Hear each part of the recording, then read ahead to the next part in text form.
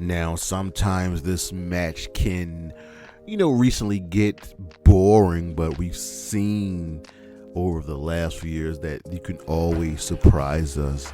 And the ladder match has really become a big staple of professional wrestling. So what I have for you are the 8 best ladder matches in no order of the last 5 years. And we start with Supercard of Honor 2023. This was the Reach for the Sky ladder match for the vacant Ring of Honor World Tag Team Championship. And if that title of the match sounds familiar, it's because it was in honor of Jay Briscoe, who had passed away earlier that year.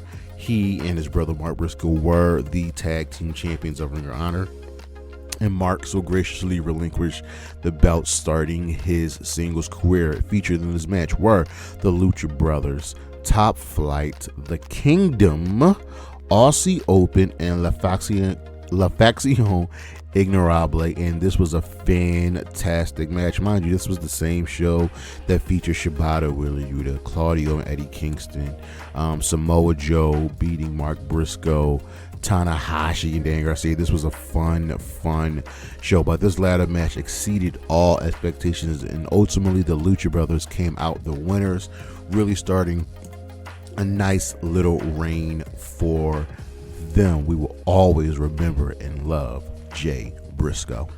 How about Money in the Bank 2021? Now, this was one of the largest Money in the Bank ladder matches, and I'm speaking about the men's Money in the Bank ladder match. It featured a hefty, ready for this, 8 men.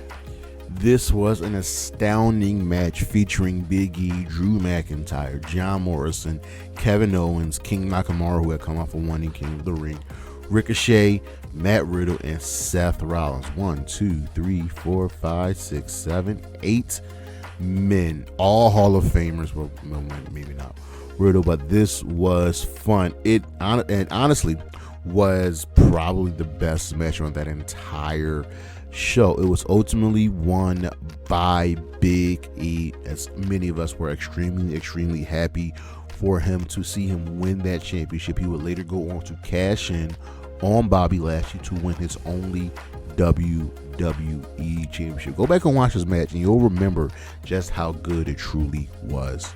How about more recently at SummerSlam this year?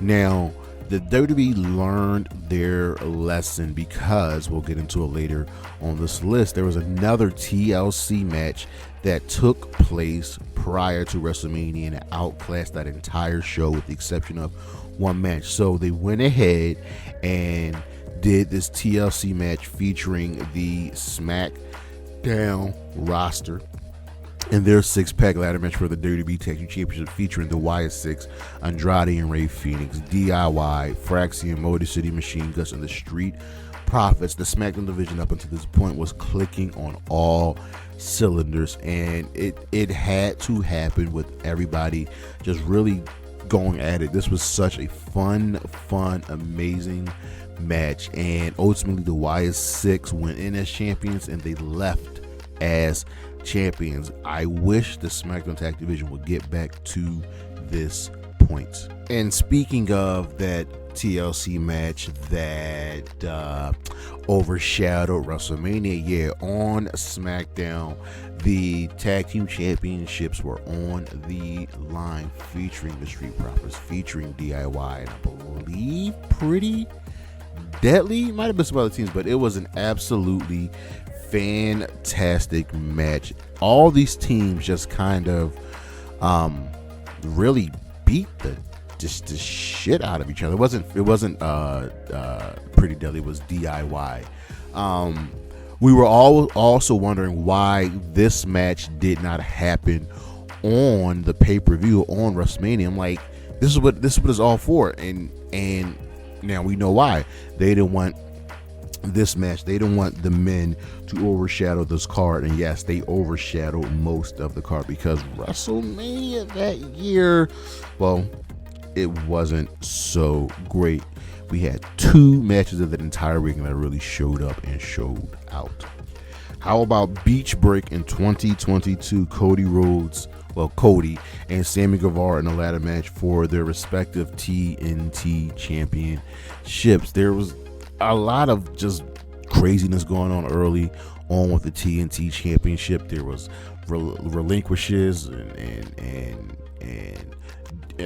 interim champions and not knowing who the champion was, and Cody and Sammy and even Scorpio Sky were just going back and forth exchanging the championship. So we ultimately got this match.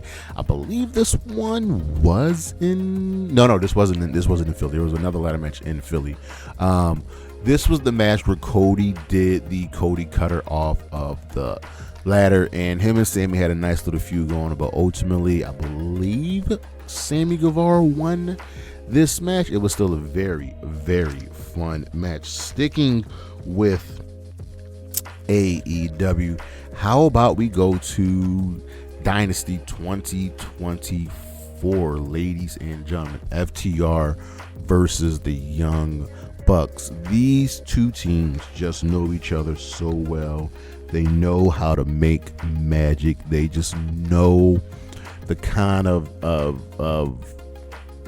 interesting things that we know they can do. So Dynasty, that pay-per-view, they were going for, I think it was like FTR Young Bucks 3, and we were trying to finally settle the series.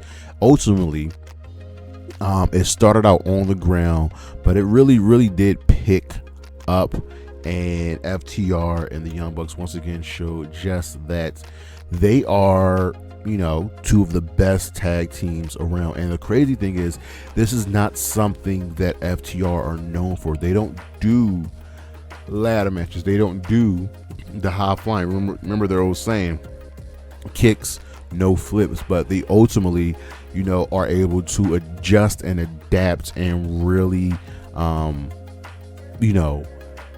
adapt to whatever match they need to do. They won a tournament, and in that tournament featured the Infantry and the House of Black and Top Flight and the Undisputed King. There were so many good teams in this tournament, but they ultimately came out on top. This was the final for the vacant tag team championship. I believe this was vacant after Sting and Darby Allin had won Sting's final match and relinquished the championship. Ultimately, the Young Bucks, they do what the Young Bucks do, and they won this match, becoming, I believe, 3-time AEW Tag Team Championship. Then we move over to Dynamite and a forgotten tag team match, Road Rager, back in, 2022. The Lucha Brothers were taking on the Young Bucks, and I remember this so clearly. It just showed that the Young Bucks can go with anybody, and it also showed the Jurassic Express. They were the tag team champions. They were a real team that they can go with the best of the best, and the evolution of them growing and getting better led to this ladder match. And it was such a fun match, fun experience just to see the Jurassic Express hang with the Young Bucks. And then we'll end with All Out 2025. Yes, this year, ladies and gentlemen, we had ourselves a fatal 4-way tag team match, and there were qualifiers to get into this match, but ultimately came down to the Young Bucks, Jet Speed, Hachisato, and Josh Alexander of the Don Callis family, and the tag team champions themselves, Bro Dito. And man, oh man, this was everything that we needed to be. The Young Bucks had just won a money match going into this, so they were looking good, they were feeling good.